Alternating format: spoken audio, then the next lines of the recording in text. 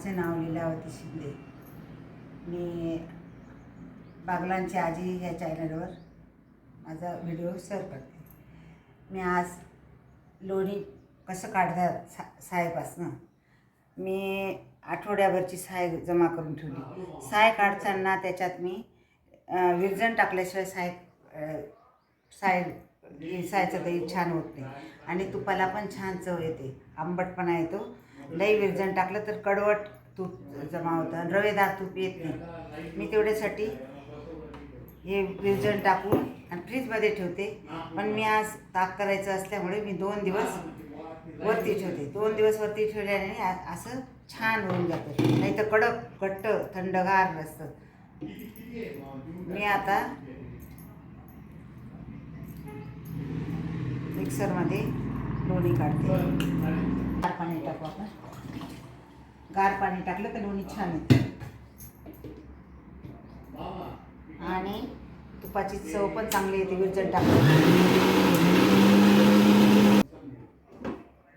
हे बघा किती छान लोणी निघतं बघा. हे बघा छान लोणी निघालं. आपण असं लोणी भांड्यात काढून घेऊ. लोणी परत मी पाण्याने स्वच्छ धुवून टाकते आणि मग कढायला ठेवते. आता सगळं लोणी काढून घेऊ आपण आणि मग लोणी धुवून घेऊ पाण्याने स्वच्छ. नितळ पाणी निघोपर्यंत पाण्याने धुवून घेते मी.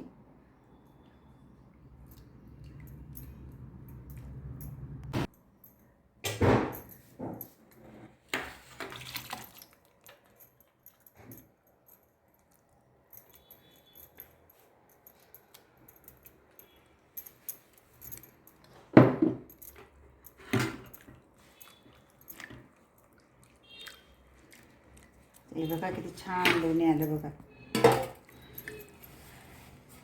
लोण्यामधून ते ताक काढून घेऊ आपण.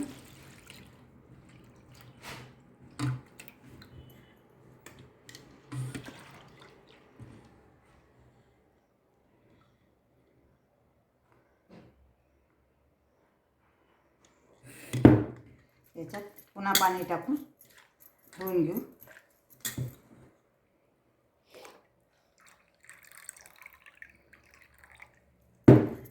पाणी टाकते.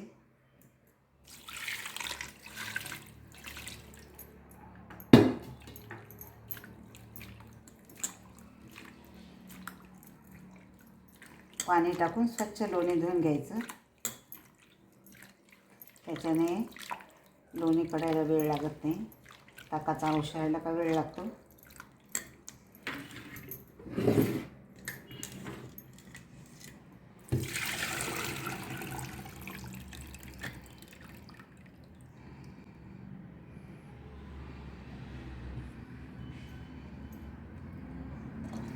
त्याच्यातलं सगळं पाणी काढून घ्यायचं, पाणी राहू द्यायचं नाही.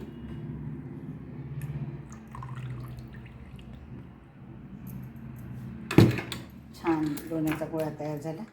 आता आपण गॅसवर ठेवू.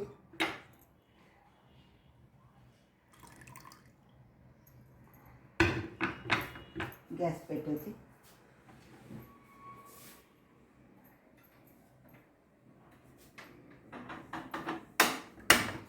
गॅस पेटवलं.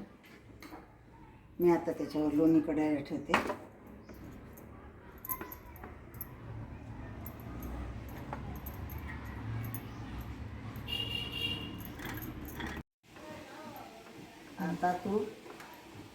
आता तूप व्हायला आलं.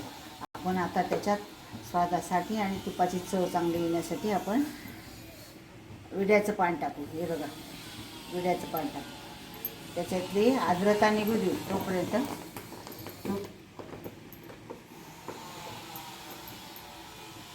विड्याच्या पाण्यामुळे चव पण चांगली येते तुपाला आणि खमंग वास येतो. आता मी गॅस बंद करते. आता तूप झालं. आता तूप मी गाळून दाखवते तुम्हाला. गरम गरमच तूप गाळते मी आणि लगेच डब्याला झाकण लावते, म्हणजे तूप प्रवाळ राहतं, रवेदार तयार होतो.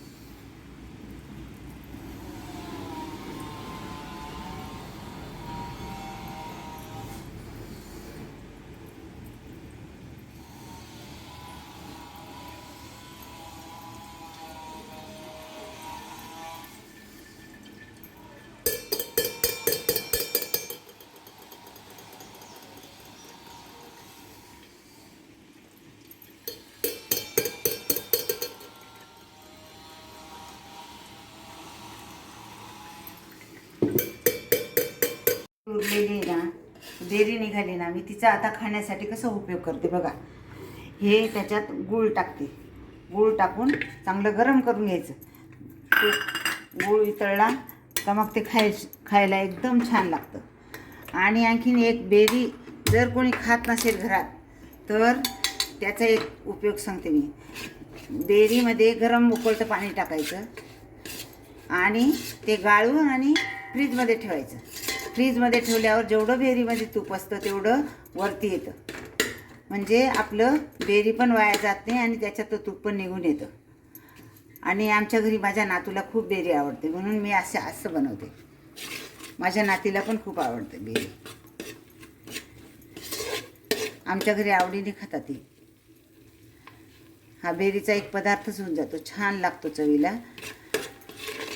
गोड आंबट चव लागते त्याची.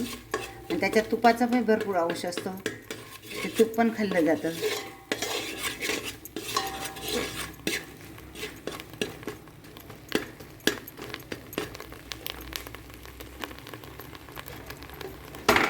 आता तयार झालं. आपण आता हे काढून घेऊ.